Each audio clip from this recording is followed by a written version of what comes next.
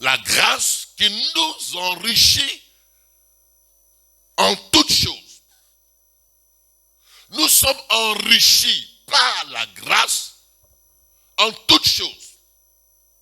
Amen. C'est-à-dire que la grâce de Dieu, source de salut. Vous voyez bien, la Bible dit, grâce de Dieu, en Tite, chapitre 1, verset combien? Je crois, verset 15 ou 11. La grâce de Dieu, source de salut. Oui, Tite, chapitre 2. On va lire ça. Tite, chapitre 2. Quelqu'un a-t-il trouvé? Tite, chapitre 2. La grâce de Dieu, verset 11.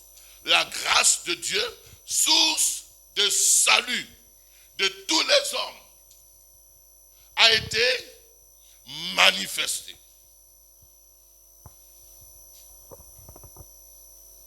Tite chapitre 2, verset 11. Oui. Car la grâce de Dieu, source de salut pour tous les hommes, a été manifestée. Ok. La grâce de Dieu, source de salut. Donc, c'est la grâce qui approvisionne quoi? Le salut. Ils n'ont pas compris. C'est la grâce qui apporte quoi? Le salut. Or, le salut, la sotériologie du mot salut, c'est délivrance. Le salut peut être aussi recouvrer tout. Donc le salut, c'est pas seulement le salut parce que je suis devenu chrétien. Oui, le salut, tu es devenu chrétien, tu es passé de la mort à la vie, mais le salut, c'est aussi une délivrance. Être sauvé, c'est être délivré. Donc la femme qui est enceinte et qui finit par accoucher, elle a obtenu quoi? Le salut, elle a obtenu la délivrance. Or, la délivrance vient par la grâce. Autrefois, tu étais sous malédiction, la grâce te délivre de la malédiction. Donc nous avons tous obtenu la grâce de Dieu. Dis Amen. Amen. Je ne sais pas s'ils me comprennent. Oh, participez au culte. Encouragez-moi. Donc, la grâce de Dieu, source de salut. C'est-à-dire que la grâce de Dieu approvisionne le salut. La grâce de Dieu amène le salut. La grâce de Dieu nous introduit dans la délivrance. Amen. Or, la grâce de Dieu aussi veut dire recouvrer tout. Par exemple, quand tu as perdu le salut signifie recouvrer tout. Or, recouvrer tout peut aussi impliquer ta guérison. Donc, tu recouvres la guérison. Donc, le salut, il tient compte de l'aspect de ton âme, de l'aspect de ton esprit, mais aussi de l'aspect de ton quoi? De ton corps. Il tient compte aussi de tout ce qui concerne tes finances, tout ce qui concerne ta maison. La grâce de Dieu qui approvisionne le recouvrement de tout.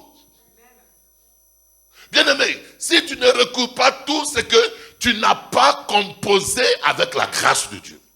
Tu peux travailler et ne pas recouvrir. Tu peux avoir des connaissances et ne pas recouvrir.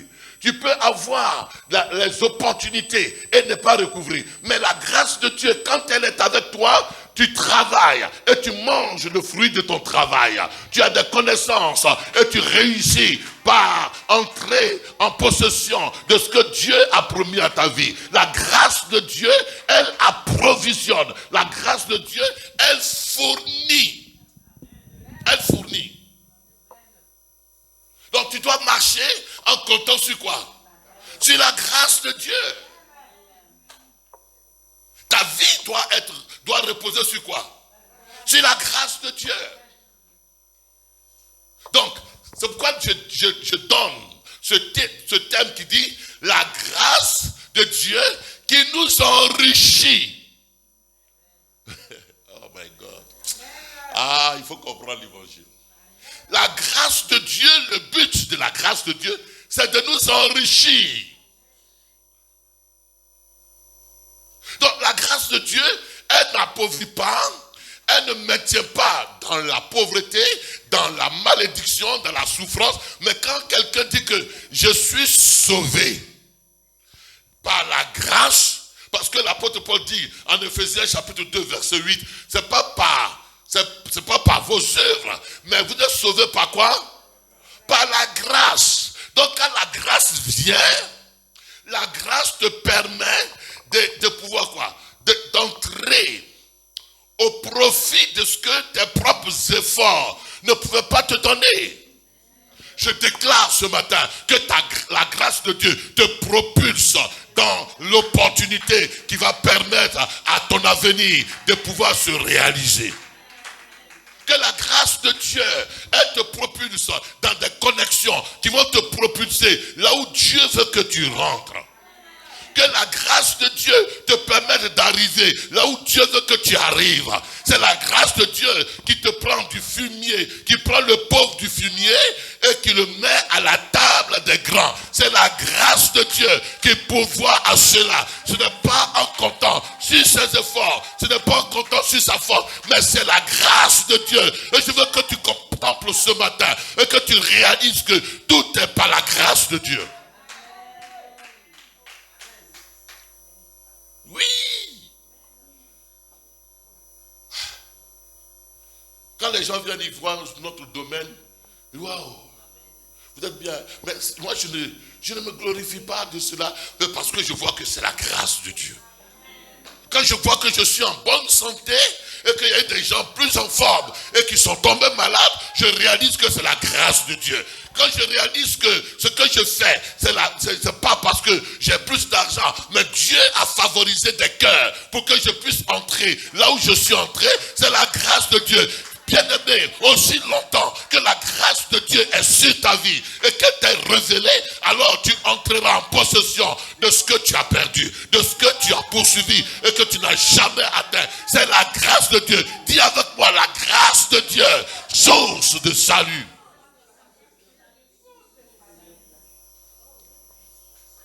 Dis amen. Donc quand le psalmiste dit quoi? Oui, la grâce et le bonheur. La grâce, s'il y a la grâce qui m'accompagne, et le bonheur. Là où il y a la grâce, il y a quoi? Le bonheur. Là où il y a la grâce, il y a quoi? Le bonheur. Et si la grâce et le bonheur m'accompagneront tous les jours de ma vie, alors qu'est-ce que j'ai encore à redouter? Il te faut une chose, c'est la grâce de Dieu. C'est la grâce de Dieu. Tu dois être le produit de la grâce de Dieu. Tu dois être approvisionné par la grâce de Dieu. Oh les amis, vous savez pourquoi on n'y arrive pas? Parce qu'on a cru que c'est notre spiritualité. Ma vie de prière, ma vie de prière, ma vie de prière, ma vie de sanctification. Depuis que tu pries là, tu es arrivé où? Ne dis pas que c'est pas bon. Il faut, mais tout doit reposer sur la grâce de Dieu. Alors, donc la grâce de Dieu, elle nous fait quoi? Elle nous enrichit. Donc quelqu'un ne peut pas avoir la grâce grâce de Dieu et être pauvre. Et être démuni de tout. Et être dans la restriction. Et être dans la limitation. Et être dans la mendicité. Jamais Noé, la grâce de Dieu, elle permettra que tes besoins soient pourvus. Elle permettra que là où tu ne dois pas entrer, Dieu te fasse entrer par la grâce de Dieu. Oui, tu as compris mon frère? Nous, une fois je suis allé aux États-Unis, invité à un programme, le pasteur qui m'avait invité a disposé une limousine avec un chauffeur, je ne sais pas s'il a fait exprès, mais un chauffeur américain blanc. Et puis, ils sont venus me prendre à l'aéroport. J'ai regardé mon passeport. Et puis, j'ai dit, mais fils de temps, village là-bas, il peut venir ici. C'est la grâce de Dieu. Dis Amen, c'est la grâce. Amen.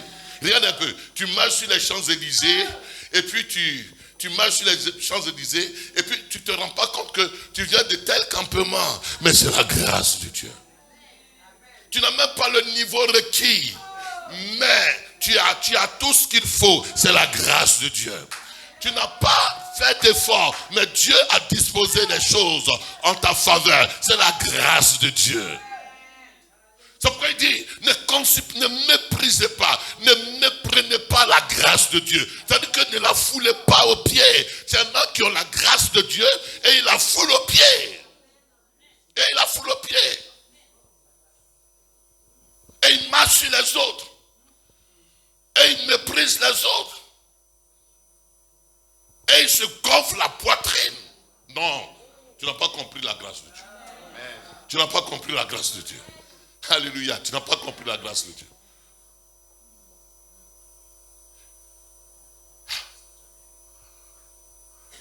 Je suis allé, mon vigile, il a 70 000 francs. La société qui l'a emmené, le paye 70 000 francs. Et tout récemment, 70 000. Combien ça fait? Pas le SMIC. 70 000. 110 euros. Et puis ça me fait mal au cœur. Et son frère vient de décéder. Et il a pris la famille de son frère. Et la femme de son frère, ses enfants. Et je dis, vraiment. Et il dit à mon chauffeur que vraiment c'est chaud. Donc il y a certaines libéralités, il y a certaines gentillesses que je fais, pas parce que je suis gentil, mais c'est parce que je suis reconnaissant à Dieu qui m'a donné afin que je donne. Qui m'a fait grâce afin que je fasse grâce.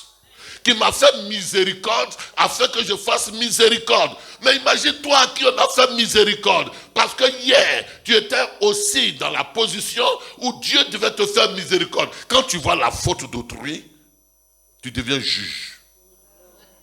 Et tu ne veux pas pardonner. Et tu ne veux pas lâcher. Et tu ne veux pas faire grâce. La reconnaissance envers la grâce de Dieu, c'est de pouvoir faire grâce. Et aussi longtemps que vous faites grâce, aussi longtemps Dieu vous comble. On va le voir. Il vous comble de bénédictions.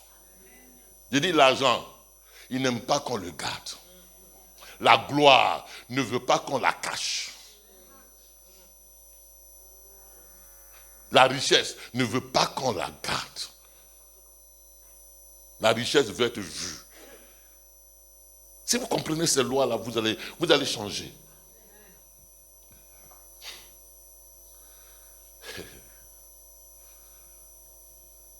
J'ai dit quoi? La richesse ne veut pas qu'on quoi? On la cache, on la garde. La richesse veut être partagée.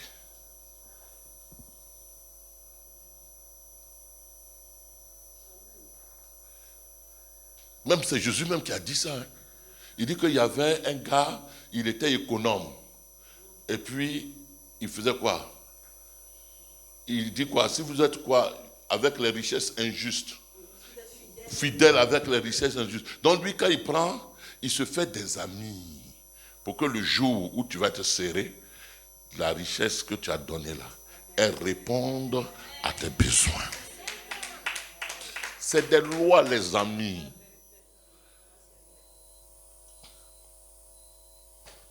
Quand j'ai compris ça là, je suis délivré de l'avarice. Alléluia. Donc la grâce, elle fait quoi? Elle enrichit.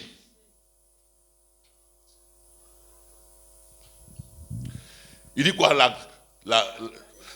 Oui. La bénédiction de l'Éternel qui enrichit. Et elle n'a suivi d'aucun chagrin. Mais en réalité, c'est la grâce de Dieu qui enrichit. Et elle n'a suivi d'aucun chagrin. Dis avec moi, la grâce de Dieu, elle m'enrichit. Et elle ne donnera aucun chagrin. Dis amen. Bon, donnez-moi 15 minutes, je vais finir. Je n'ai pas fait ma prédication même matin. Ce que je vous donne, c'est des conseils d'apôtres. Je vous prie. Je vous prie. Peuple de Paris, je vous prie de comprendre ça. Sinon, si vous n'avez pas compris ces lois spirituelles-là, vous allez travailler jusqu'à avoir, comment on appelle, des genoux qui font mal là. Arthrose. À force de marcher les escaliers des bus et des trains.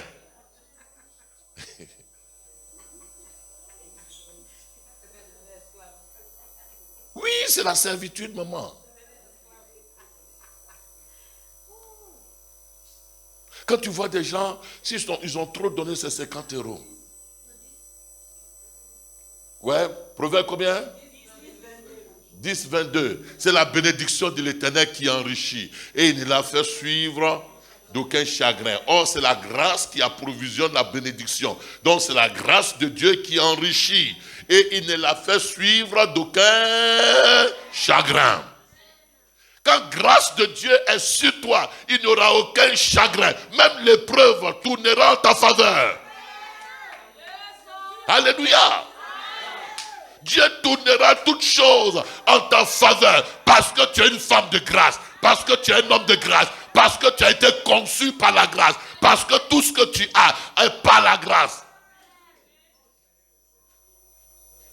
C'est pourquoi il dit, nul ne peut recevoir que ce qui lui a été donné d'où? Du ciel. Or, ce qui vient du ciel est le produit de quoi? De la grâce. Ils vont te combattre, ils vont te jalouser, mais ils ne t'atteindront jamais. Ils vont te poursuivre, mais ils ne t'atteindront jamais. Ils vont te critiquer, mais ils ne t'égaleront jamais. Parce que ce que tu as obtenu, ce n'est pas par des efforts, mais c'est la grâce de Dieu qui t'a approvisionné. Donc peu importe les combats que tu vis, les combats finiront toujours à te propulser et à te positionner au-dessus de ceux qui te combattent. Au-dessus de ceux qui te combattent. Ils se fatiguent. Ils déploient, ils gaspillent leur énergie. Parce que celui qui a la grâce là, ça pousse toujours. Ça vient toujours. Il est comme le citron, le citronnier. Le citron en temps de saison sèche, le citron a toujours du jus. Tu auras toujours du jus parce que la grâce approvisionnera le jus en toi, les faveurs en toi, les opportunités en toi. Disons amen. Donc qu'est-ce qui enrichit? C'est la grâce. Alors on va lire une portion dans les 10 minutes et puis on va voir les autres plus tard. 1 Corinthiens chapitre 1. 1 Corinthiens chapitre 1. Oh, partout où tu passeras, déclare que je suis une femme, je suis un homme de grâce.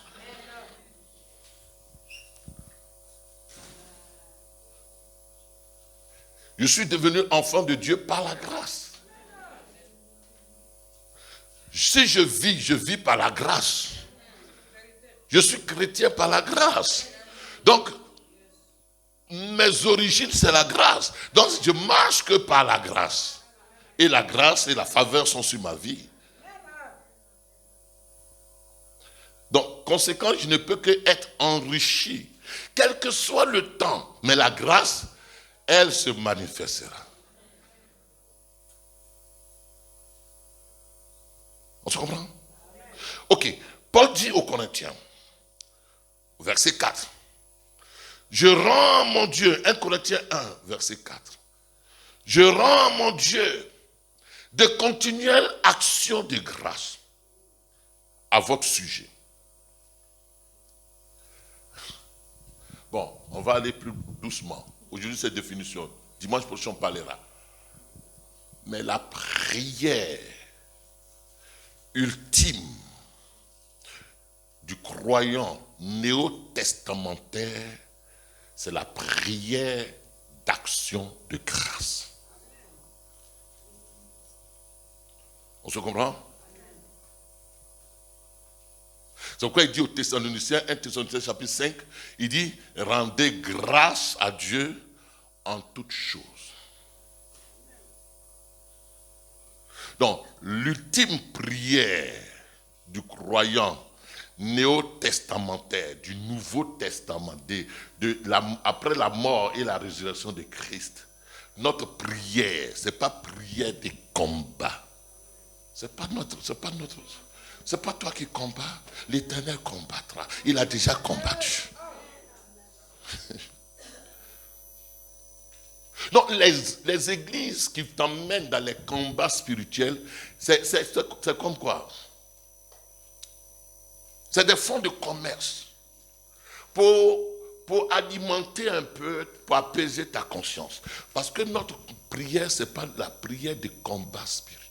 D'ailleurs, même le combat spirituel consiste à garder la foi. Le combat de la foi, c'est le combat spirituel. Parce qu'il y a tellement... C'est pourquoi l'apôtre Paul disait, nous n'avons pas à combattre contre la chair et le sang. Pourquoi il disait cela? Parce qu'il y avait tellement de doctrines, tellement d'hérésies, qu'il dit quoi? Moi, mon combat, j'ai combattu le bon combat. Donc notre combat spirituel ne consiste pas à faire ce que les gens font aujourd'hui. Notre combat spirituel, c'est de garder la saine doctrine. Oui. Donc ils font l'apologie d'un autre combat qui n'est pas notre combat, mais qui est le combat de Dieu. Pourquoi? Parce que quand je dors, l'ange de l'Éternel veille. Je vous prie, comprenez-moi, je suis vraiment peut-être l'un de vôtres, mais je dis des choses que Dieu, qui sont vraies.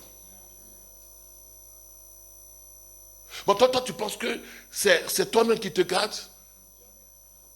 Déjà, toi, tu penses, ton champ de définition du péché est tellement réduit que tu penses que parce que tu n'as pas volé, parce que tu n'as pas cherché garçon, cherché femme, parce que tu n'as pas, je ne dis pas que c'est bon, il faut le faire, hein, non, j'insiste là-dessus parce qu'on nous a limités à cela dans nos religions.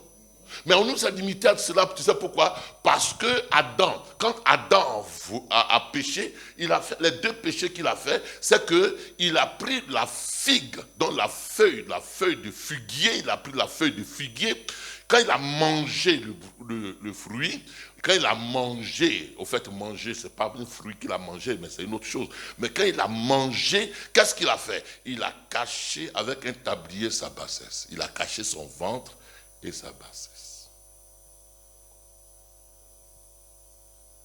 Donc, la religion, partout où vous passez, a mis l'accent sur le ventre, ce que tu manges, et le bas-ventre. Et on dit que c'est ça qui est péché. Mais quand tu n'as pas donné ta dîme, c'est le péché. Quand tu n'as pas aidé le veuf et l'orphelin, c'est le péché. Mais en réalité, le péché, c'est quand tu ne reconnais pas ton identité, qui tu es. C'est la crise identitaire que Dieu appelle le péché. Parce que de la crise identitaire proviennent les autres vices. C'est parce que je ne sais pas qui je suis, qu'est-ce que je vaux, que je peux me permettre les âneries, les bassesses et autres. Mais quand je sais que Dakouri, c'est le Fils de Dieu, c'est l'homme de Dieu, l'ambassadeur de Dieu, le représentant du royaume de Dieu, en quelque lieu où qu'il soit. Donc il a la mentalité, la culture du royaume de Dieu à faire connaître dans son lieu. Donc tout ce qui est dans le royaume, je suis celui qui le véhicule. Donc je ne peux pas emprunter la culture d'un autre royaume. Et puis, tu sais, la culture de l'Arabie Saoudite est de faire ça, ce que vous pouvez connaître. Ou alors la culture de chez toi, c'est de faire ça. Non, moi je suis de la culture du royaume de Dieu. Et par conséquent, comme je sais mes origines, mon identité, alors je reproduis ce qui est de mes origines. Donc c'est quand je vais ignorer mes origines et d'où je viens, ce que je représente, qui je suis, que je vais me permettre de faire de quoi? Je vais me permettre de faire de la compromission parce que je ne sais pas que moi, mes origines, elles sont assez suffisantes pour approvisionner ma vie. Que je vais me prostituer parce que je ne sais pas que mes origines sont assez suffisantes pour que je ne vive pas de la prostitution. Donc les autres là, c'est les antécédents, c'est-à-dire que les conséquences de la crise identitaire. Je ne sais pas si vous me connaissez. Si tu ne sais pas qui tu es, par exemple, une jeune fille qui ne sait pas qu'elle est mariée maintenant, elle va se comporter comment? En jeune fille. Ou un homme qui ne sait pas qu'il est un homme marié, il va se comporter comment? Avec légèreté dehors. Donc c'est la prise de conscience ou le manque de conscience qui est le péché. Donc c'est ça on appelle l'éveil spirituel. On arrive là. C'est ce que vous voulez entendre hier, mais c'est pas grave. L'éveil spirituel, c'est le fait que ta conscience ne connaît pas ton identité. Et la plus grande crise qui existe aujourd'hui dans le monde, ce n'est pas la crise de quoi? De coup d'État ou de ceci. C'est la crise, quoi? Identitaire.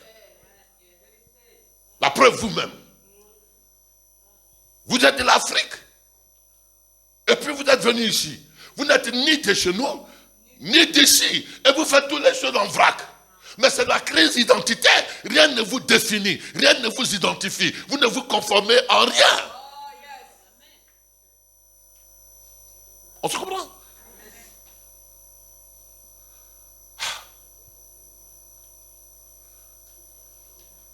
Donc, Paul dit, il dit quoi? Je rends grâce à Dieu. Je dis merci à Dieu. Ah, j'ai tellement de choses à vous donner. Je dis quoi? Merci à Dieu. Faites connaître vos besoins à Dieu par des prières, des supplications et avec les actions de grâce. Et la paix de Dieu, qui ne suit pas toute intelligence, gardera vos cœurs ou vos pensées en Jésus-Christ. L'action de grâce, c'est l'expression de notre foi. Que Dieu peut faire. J'ai envie de vous enseigner encore quand je parle de ces choses. Sur la prière. La prière, ce n'est pas donner, donne-moi. Non, hein. Il y a les degrés de prière. Mon enfant de 2 ans, la petite qui est là, elle va me demander toujours. Mais moi, je ne demande pas.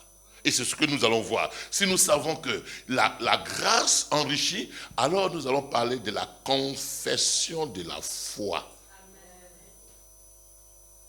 La confession de la foi. Et c'est ce que l'apôtre Paul dit.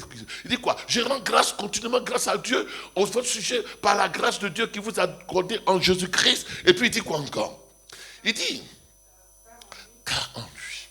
car en Jésus-Christ, vous avez été comblés de toutes sortes, dans ma Bible autre, c'est de toutes sortes de richesses concernant la parole et la connaissance.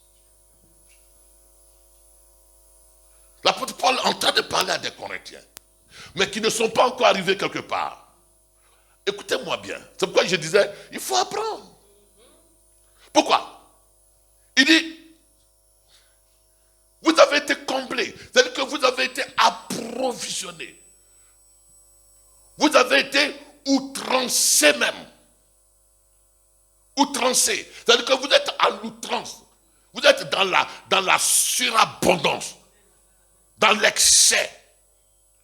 Mais il parle à des chrétiens. Ils sont dans l'excès. Donc chaque enfant de Dieu est complet, est dans l'excès. Est-ce qu'on se comprend? Pourquoi? Parce que le Saint-Esprit que tu reçois en toi vient en toi avec la plénitude de la grâce. Abondance de grâce. Qui approvisionne ta vie, mais de façon excessive. Pas de façon miette. Vous êtes dans l'excès, vous avez été comblé de toutes les richesses. Encore, dans une autre version, vous avez été comblé de toutes sortes de richesses.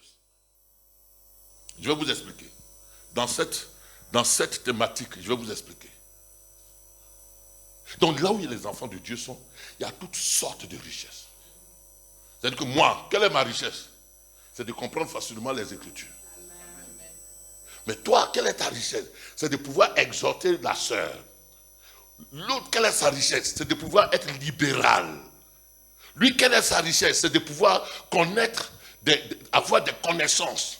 Dieu lui a facilité les relationnels. Toi, quelle est ta richesse? C'est parce que tu sais comment on peut habiller un homme de Dieu de sorte que quand il va quelque part, il est en harmonie, harmonieusement habillé. Dieu a quoi?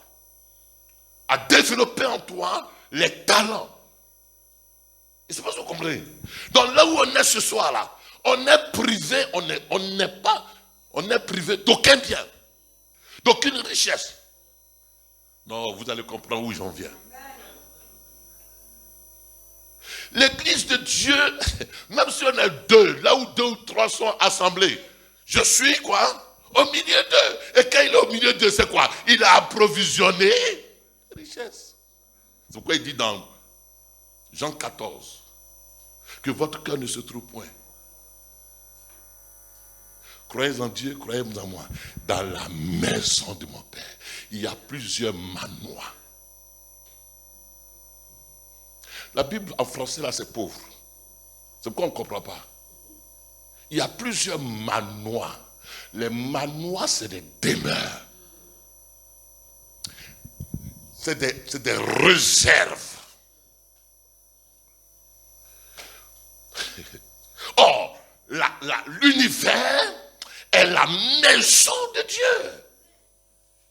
Donc l'église est la maison de Dieu.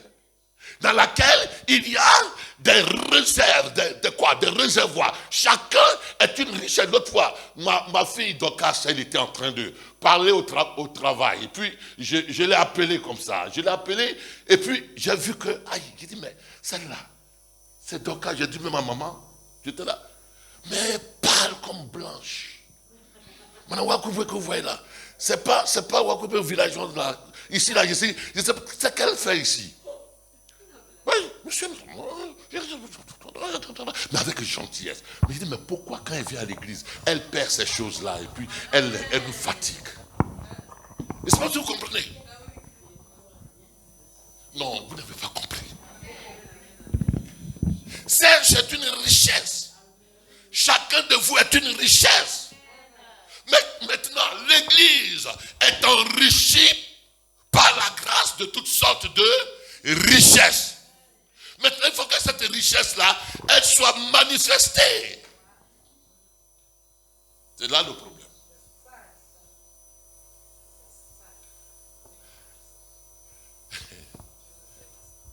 On ne bouge pas. Donc la richesse, là aussi, elle est là. Elle ne bouge pas. On va s'arrêter. Je vous dis, lis le texte seulement. Mais il y a tellement de choses à dire.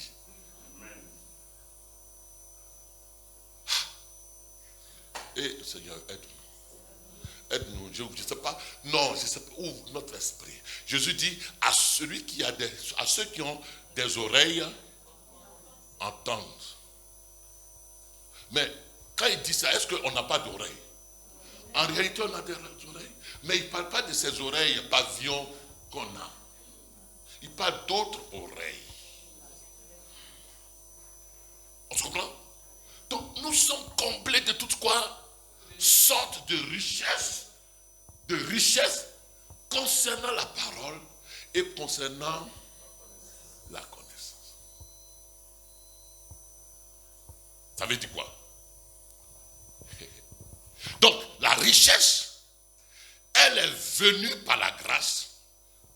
Maintenant, pour entrer dans la richesse, deux choses. Deux choses. Dites-moi deux choses. La première chose, c'est la parole. C'est-à-dire que la richesse est venue par le Saint-Esprit, par la grâce.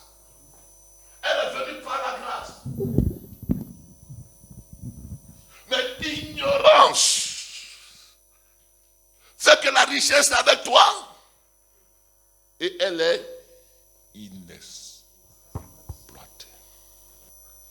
Pourquoi tu n'as pas l'évidence de la richesse? Parce que tu n'as pas la révélation concernant la parole et la connaissance. Ici, le mot connaissance, ce n'est pas épinosis. Ce n'est pas aïdo. Mais ici, la connaissance, c'est le gnosis. Or, le gnosis signifie, c'est la connaissance scientifique appliquée. Donc, ça veut dire que quoi? La connaissance, mais qui est scientifique, la connaissance exacte, mais qui n'est pas une connaissance exacte qui doit rester telle ou scientifiquement telle, mais la connaissance qui doit être appliquée. Donc ça veut dire quoi? La révélation et l'application de ce que tu connais. C'est tout. C'est tout mon message. On va voir ça dimanche. Non, église. Je ne sais pas si on a lié notre ici, là. On a lié. C'est-à-dire que le démon qu'on doit chercher, c'est le démon de l'ignorance. Attends mon fils. Ça me fait mal. Waouh. Les hommes, il ne fait pas seulement m'écouter. Hein. Viens, commence à comprendre. C'est-à-dire que quoi? Dieu nous a donné toutes sortes de quoi? Des bénédictions, des richesses. Mais pourquoi on ne voit pas? On ne voit pas. Pardon, elle est riche. Tu vois, donc qu'est-ce que j'ai envie de faire? J'ai envie de te dire, on reste au tabernacle, je t'emploie. Les 1500 € on te donne là. Moi, tabernacle, je te donne 1500 €. Et puis tu fournis le travail. Mais ce n'est pas parce que j'en ai trop qu'il va lui donner 1500. Mais si je lui donne 1500 €, le travail qu'elle va fournir devra m'apporter. Donc la richesse est là. Et puis on va la chercher. Oh my God. Donc la richesse, elle est là, mais il faut la connaître pas en sortant de l'ignorance et en parvenant à une connaissance, à un gnosis appliqué, une révélation appliquée. Donc sans application, il n'y a pas quoi? La richesse ne va pas être manifestée. Elle est là, mais applique. Donc ceux qui se sont enrichis, eux n'ont pas la grâce, mais ils ont la connaissance. Et ils appliquent. Ils appliquent. Ils appliquent. Nous on est là, vraiment nous là même. Dieu dit, bon, laisse-les tomber, allez. Ceux qui font, que vous voyez, peuvent vous envier là. C'est pas parce qu'ils sont plus spirituels que toi. D'ailleurs, même toi, tu pries plus que eux. Toi, tu jeûnes plus que eux. Mais eux, Dieu leur a fait le déclic de la connaissance et de l'application. De l'application. Nous, on n'applique rien. On n'applique rien. On connaît souvent, mais on n'applique rien. Ou alors, on applique, mais ce qui est faux. Donc, le vrai problème, ce n'est pas dire Dieu bénis-moi. Nous sommes bénis de toute bénédiction dans les lieux spirituels. Maintenant, il faut la révélation. La révélation. Or, la révélation, ce n'est pas la révélation académique. Mais pouf! Quelque chose éveille ta conscience. On se comprend? Mais si tu as la révélation, que tu n'es pas dans le gnosis, c'est-à-dire que si tu n'es pas dans l'application, ce que Dieu t'a révélé comme projet, comme plan, comme action, que tu es quoi? Tu es paresseux. Tu procrastines. Tu fais de la procrastination. C'est-à-dire que quoi? Tu es quelqu'un qui remet à demain ce que tu peux faire aujourd'hui. Tu vas rester dans ce pays comme moi j'ai fait 24 ans. Et puis tes cheveux vont sortir.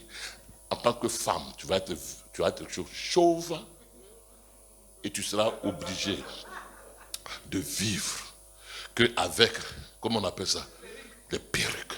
Et le jour où l'Esprit de Dieu, l'onction du Saint-Esprit va venir sur toi, la perruque va désobéir à ta tête et on va réaliser que tu t'es chaud. Dis Amen. Ah, mais ce que je dis est vrai. Une fois j'ai fait la délivrance, j'étais en pleine action. J'ai fait la délivrance d'une sœur. Et quand l'Esprit est venu sur elle, au lieu de se concentrer sur la délivrance, elle s'est concentrée sur son perruque. Et je dis, laisse la perruque. Le temps que la perruque saute d'elle-même, j'ai réalisé qu'elle était en réalité chauve. Le chauve ou le chauvisme était venu parce que trop de soucis. Mais pas parce que Dieu veut qu'elle ait des soucis. Les soucis sont liés au manque de connaissance, au manque de révélation et à la procrastination. C'est-à-dire qu'à la remise à demain, ce que Dieu lui donne de faire aujourd'hui. On va se tenir debout.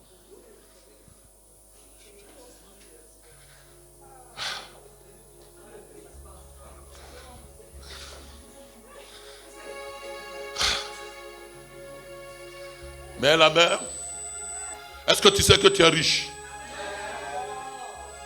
Est-ce que tu sais que tu es riche?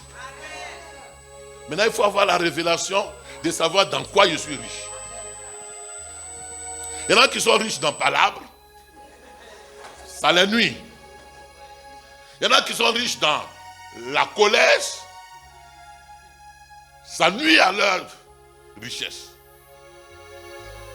Mais sois riche de toute richesse spirituelle. Or, les richesses spirituelles, elles se transforment en richesse fiduciaire. Parce que quand le Saint-Esprit vient en toi, il ne vient pas seul. Il vient avec des dons. Et ces dons-là sont suffisants pour te propulser dans la destinée à laquelle Dieu t'assigne. On se comprend? Il te donne par exemple les dons de guérison. Parce que tu vas guérir des gens qui ont de cancer. Tu vas imposer des mains à des femmes qui sont stériles. Et ce seul don-là, il va te faire connaître sur le territoire français ou dans ton environnement. Il va te donner la sagesse. Et la seule sagesse-là, Elle va priver ton patron de ce quoi? De se suicider ou de divorcer.